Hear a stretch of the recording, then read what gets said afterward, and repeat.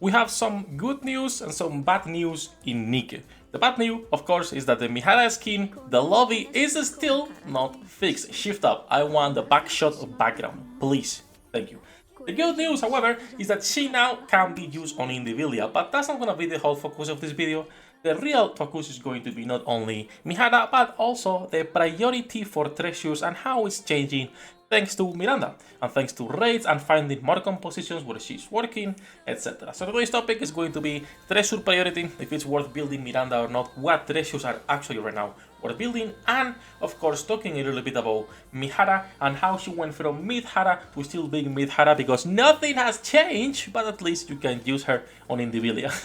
As usual, hello the internet, welcome back to the Waifus. I'm Sefhi, your favorite gambling addict. Thank you to my patrons for making all of this content possible, love you all bastards. And let's start with Mihara, since that's probably the easiest to talk about and the shortest as well. Mihara, as you all know, was only being used on raids and on hard campaign for specific bosses because for stages with a lot of mobs, she's still not that great in comparison to the other alternatives you have, but she couldn't even be used on Indivilia, on the normal interception, on your daily boss where you would want to use a fire character. And the reason for this is because Indivilia has a passive called Overcharge right here that basically enhances herself, becoming immune to debuffs for a certain period of time.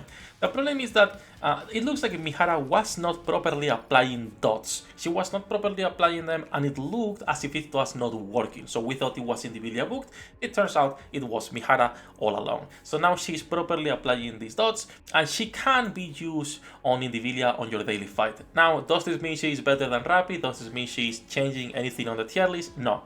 They are still kind of pair, Rappi having an advantage over every single type of content.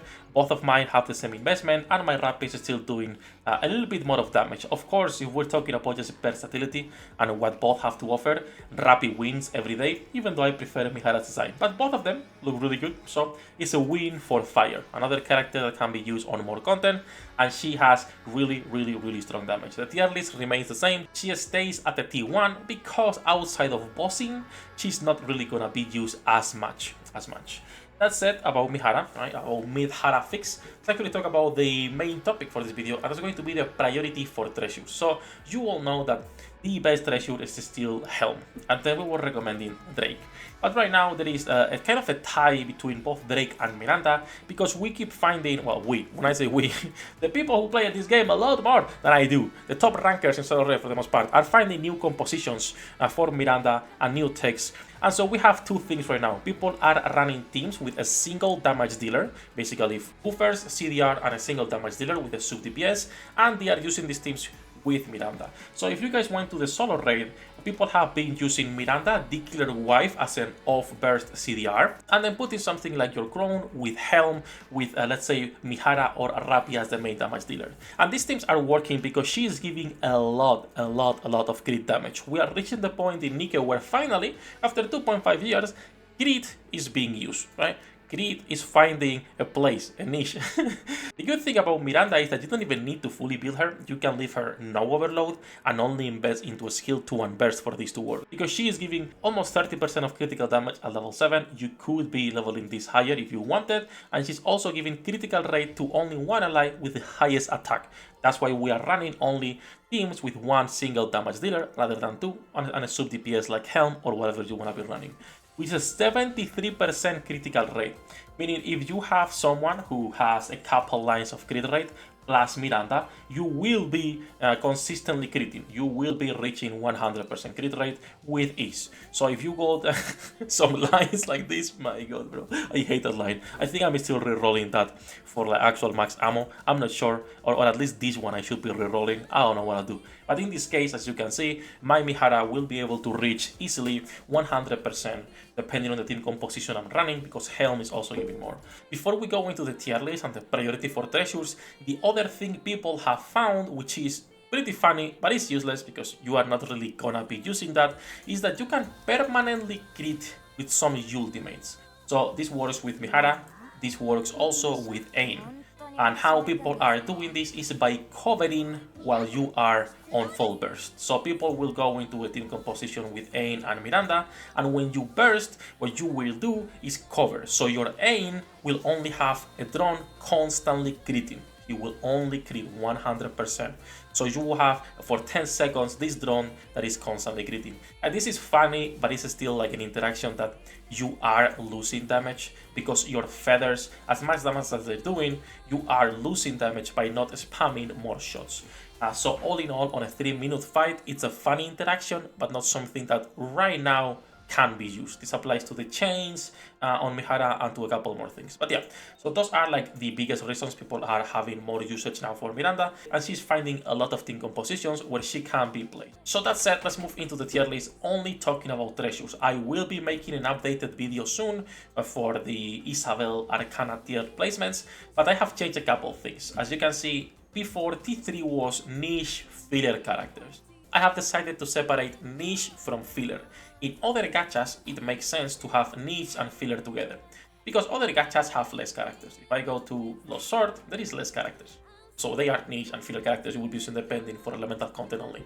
On NIKKE, however, when we talk about niche, for the most part, we're talking about bossing or specific game modes. Its characters are good, but unless you are on those niches, you're not using. When it comes to fillers, its characters you only use if you have nothing else. Again, the full tier list, you can go to the website to check, but I'll make a video tomorrow talking more about it.